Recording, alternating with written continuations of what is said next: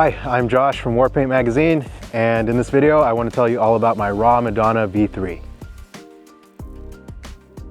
Raaw is a small brand based out of Germany. They design their bikes around sustainability, durability, and ease of maintenance.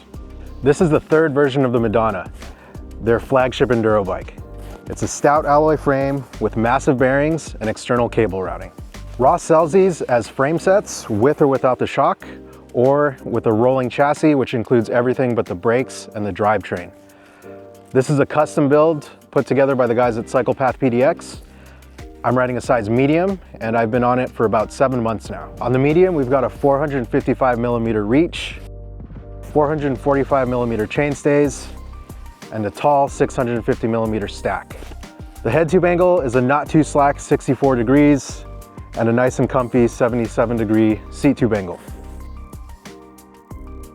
I'm running my Madonna with the MX lower shock link, which lets me run a 27.5-inch wheel out back. I'm also running the UDH chainstays, which are fixed at 445mm. Raaw also sells their own chainstays, which allow you to adjust the chainstay length plus or minus 10mm. I'm currently running the bike with 160mm of travel out back, 170mm out front. I've got Fox suspension front and rear, the Fox 38 with a Grip 2 damper up front, and in the back currently with a Fox Float X. This is an off-the-shelf tune I've been testing for the last couple of weeks. Been really happy with it. On the test, I was running the Fox Float X2 with the Madonna tune. This is the first Float X tune I've had that I haven't had to send back to Fox for warranty. When that shock is running, it runs really well. I was really happy with it. A couple of things I wanted to highlight in this build. The Reserve Carbon HD rims.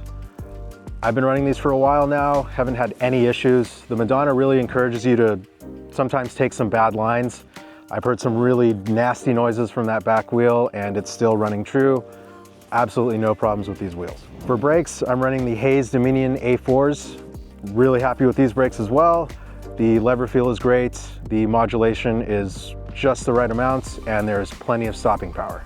This build weighs between about 36 and 37 pounds, depending on what shock I'm running, what tires I'm running. Pretty solid build, no problems there. How does it ride?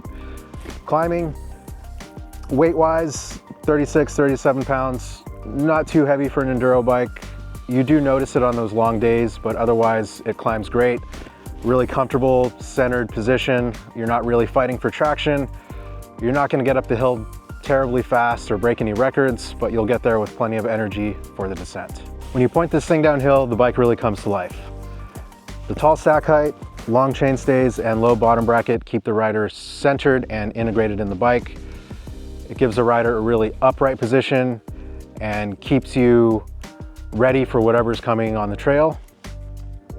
Overall, the Madonna is a really easy bike to get along with, as long as you've got the right terrain. I think it's a great bike for a rider who is looking to do a bunch of races, tackle some really tough terrain, and continue to progress.